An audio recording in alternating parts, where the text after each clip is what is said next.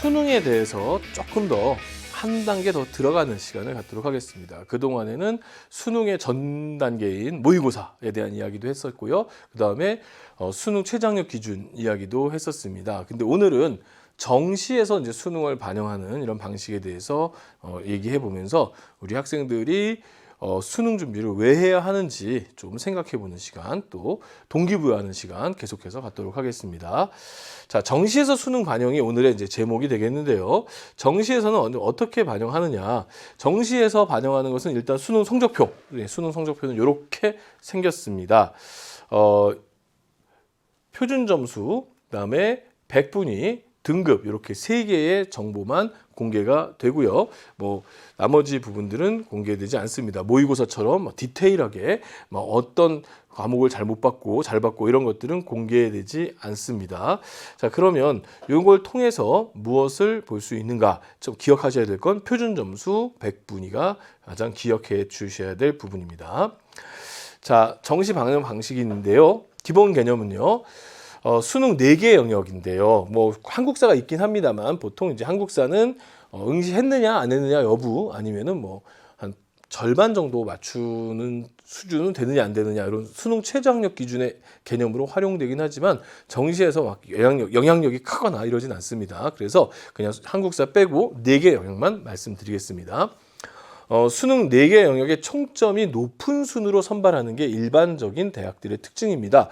물론 예체능 모집단위, 그러니까 예체능 전공 또는 일부 대학들은 수학을 빼고 나머지 3개 영역 또는 사회 과목 사탐이나 국어 둘 중에 하나 빼고 나머지 3개 영역 이런 식으로 해서 반영하는 경우가 있기 때문에 무조건 다 4개라고 얘기할 수는 없지만 일반적으로 4개 영역의 합산을 이용해서 반영을 하게 됩니다.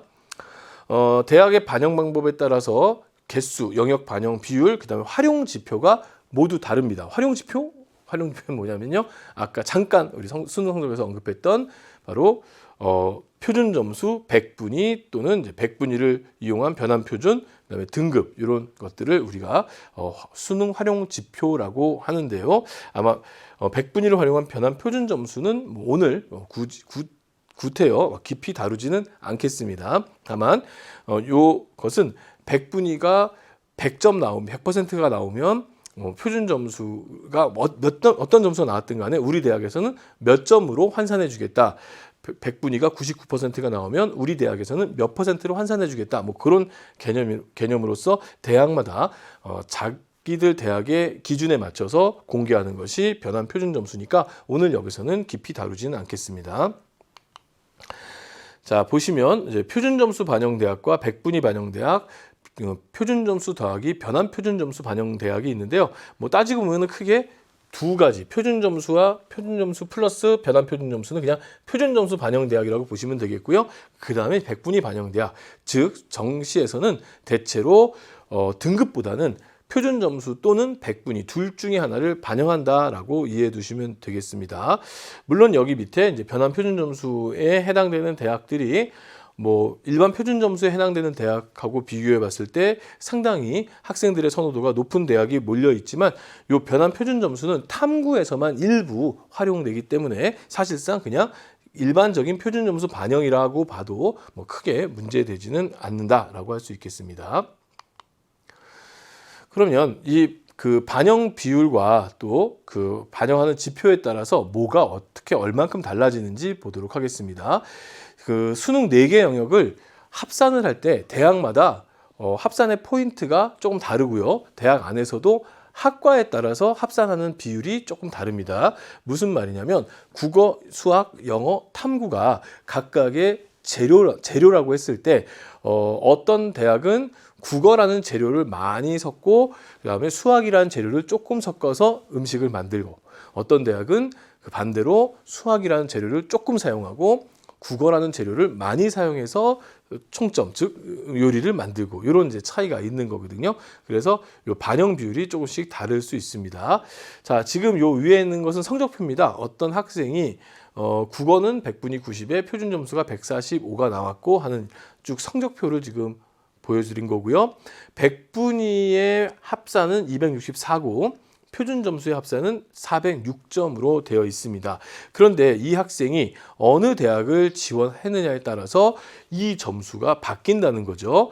자, A 대학은요, 이 학생의 점수에서 국어하고 수학의 비중은 높은 반면에 탐구의 비중은 조금 반영합니다. 반면 이제 영어는 지금 뺐습니다. 영어는 왜 뺐냐면 영어의 경우에는 대학마다 그 환산점이 좀 다르기 때문에 여러분들 헷갈려 하실까봐 국어, 수학, 탐구만 가지고 점수를 계산했습니다. 보시면 이렇게 국어, 수학, 탐구의 비중에서 탐구 비중이 좀 적게 반영되고 있죠. 반면에 D 대학의 경우에는 탐구 비중이 상당히 높게 반영되어 있고요. 자, A, B하고 F 대학은 탐구를 두 개 모두 반영을 해서 합산하는데 활용하지만 지금 여기 C, D, E 대학은 탐구를 한 과목만 반영했기 때문에 잘한 과목 하나를 반영을 해서 탐구 잘한 게 뭐죠? 요게 잘했네요. 탐구 1을 더 잘했죠? 그래서 요 탐구 1 96%, 표준 점수 167 요것을 곱하기 2 해가지고 활용을 한다는 뜻입니다. 그래서 A 대학의 기준대로 국어 수학을 동일하게 반영하고 탐구를 20% 반영하고 탐구 두 과목을 반영했더니 409.5가 나왔어요. 분명히 학생의 점수는 406점인데 A 대학에서는 409.5로 환산을 해줬고요. 반면에 그 가장 높게 반영해 준 곳은 C 대학인데 C 대학은 탐구를 하나만 반영해 주고 학생이 잘 본 국어 하나를 더 많이 반영해 주기 때문에 C 대학에서는 417점이라는 아주 높은 406점에서 무려 17점이 높은 이런 형식의 합산 점수가 나왔습니다. 반대로 만약에 이 학생하고 반대로 시험 본 학생이 있다고 가정을 하면 어떨까요?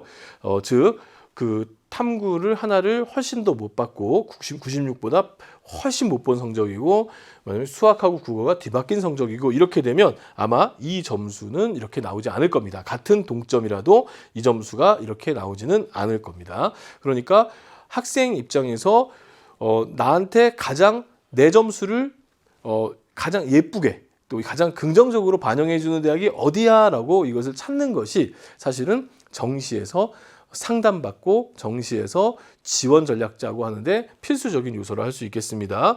자, 백분위 반영 대학도 마찬가지입니다. 백분위를 반영하는 것도 보시면 264점이었지만 F 대학의 경우에 환산하니까 본인의 점수보다 0.6점이나 낮은 263.4로 환산을 해줍니다. 자, F 대학을 쓰게 되면 이 학생 유리합니까? 불리합니까? 당연히 불리하게 되겠죠. 그래서 대학마다 자기를 환산해주는 방식이 다 다양하고 다르기 때문에 이런 부분들을 나중에 고3 올라갔을 때 잘 찾아 나가셔야 되겠습니다. 그리고 이 모의고사 성적으로는 모의고사 성적을 수능으로 그 예상을 해서 항상 우리는 그 배치 점수를 확인해 봐야 됩니다.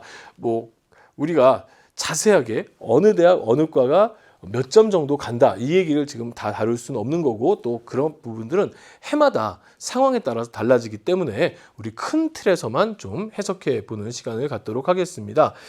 대략 우리 학생들이 수능 보는 학생들, 실제 수능 보는 학생들, 접수한 학생들 말고 실제 수능 본 학생들이 한 40만 명쯤 됩니다.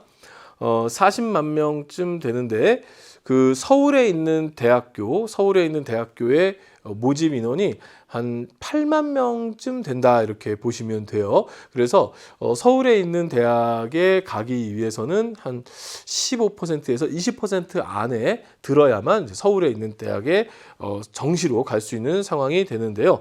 그러다 보니까 이렇게 계산해 볼 수가 있어요. 자, 40만 명 중에 4% 1등급이죠. 1등급이 몇 명쯤 되느냐? 16,000명쯤 된다. 그럼 이 학생들은 서울에 있는 대학에 서울은 8만 명 정도 된다 그러니까 서울에 있는 대학에 가기 쉽겠죠. 갈 가능성이 매우 높겠죠. 그것도 8만 명 중에 16,000등이 갈 수 있는 대학을 갈 수 있으니까 이 위에 있는 1등급 학생들은 상위권 대학에 진학할 수 있다라고 볼 수 있겠습니다.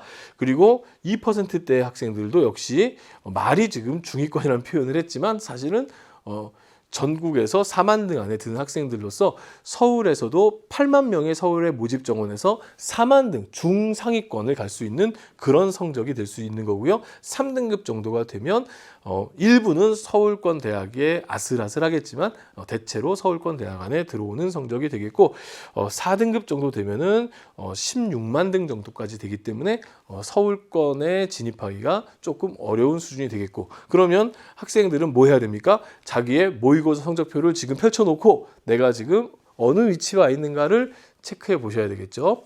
앞서서 본 강의 중에서 전국연합평가를 해석해 준 강의가 있습니다. 거기에 보시면 학생의 국어, 영어, 수학의 점수가 현재 전국 몇 등 정도 또는 몇 퍼센트 정도다라는 부분이 있거든요. 그 부분을 한번 확인해 보세요. 그거 확인해 보셔서 어디에 해당되는가, 그러면 나는 지금 현재 어느 정도의 대학을 갈 수 있는가를 알 수 있다라고 말씀드릴 수 있겠습니다.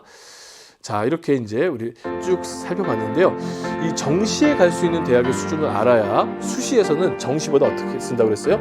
조금 더 높은 대학 쓴다고 했지 않습니까? 그래서 수시 원서를 잘 쓸 수 있게 되는 겁니다. 따라서 이런 준비들을 항상 꼼꼼하게 잘 하셔야 되겠고 3년 내내 수능 준비 반드시 고등학생이라면 기억해야 된다는 점을 명심해 주시고요. 네, 오늘 강의는 여기서 마치도록 하겠습니다. 감사합니다.